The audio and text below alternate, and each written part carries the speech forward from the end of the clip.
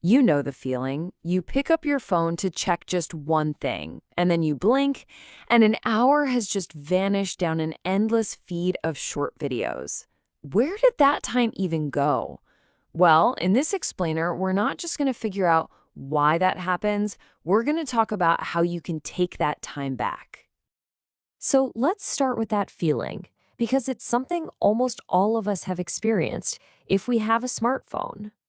You open up an app, right? Maybe to watch one quick thing. And then, poof, an hour is gone. You've just been scrolling and scrolling, one video after another, and there's just no end in sight. Thing is, this isn't an accident, not at all. And let's be really clear here. This is not some personal failing. It's not a lack of willpower on your part. These systems are literally designed to pull you in. So the real question isn't about your self-control. It's about how you can escape a system that's built from the ground up to be a bottomless pit.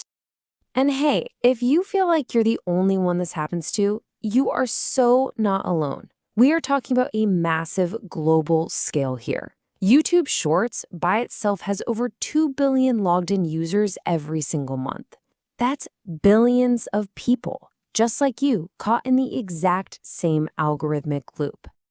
So how does this thing actually work? What is this engine running behind the screen that's so good at grabbing our attention? Okay, let's pull back the curtain and take a look. It really comes down to this simple but incredibly powerful three-step cycle. First, you're pretty much always signed in, especially on your phone. From there, every single thing you do, every video you watch, every like, every share, it's all data that teaches the platform what you like. And then it uses that data to push an endless, perfectly personalized stream of content right back at you. It is a feedback loop with one single goal: to keep you watching. But why? Why build such an addictive system in the first place? Well, the motivation is super simple. As you can see right here, more eyeballs equals more money. Their entire business model is based on capturing and holding your attention for as long as humanly possible. All right, so that's the problem. But what about the solution? Is there even a way to watch all this content without getting tangled up in the algorithm's net? Well, let's look at a different way to watch by changing the tool we use.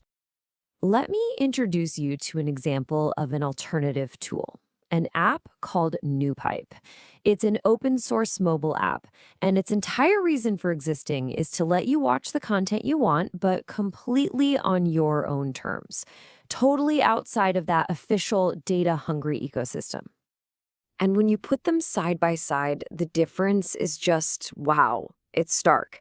On the left, you've got the standard experience we all know, the endless feed, the constant profiling, and you have to be signed in. But on the right, you have a tool that puts you back in control. You actually search for what you want to see, your viewing history isn't tracked, and you don't even need an account. It's a huge shift in who's in the driver's seat. So, in practice, what does this actually feel like? Well, it means you search for exactly what you're looking for. There's zero profiling happening in the background, no data collection. You won't see an endless stream of videos being pushed at you. You can even save and export your own playlists, which gives you full ownership of your experience. Now, changing your tools is a huge step, for sure. But it's really only half the battle. We also need to take a look at our own habits. Because that urge to just open the app in the first place, that's something we can manage directly. And the good news is you probably already have what you need built right into your phone.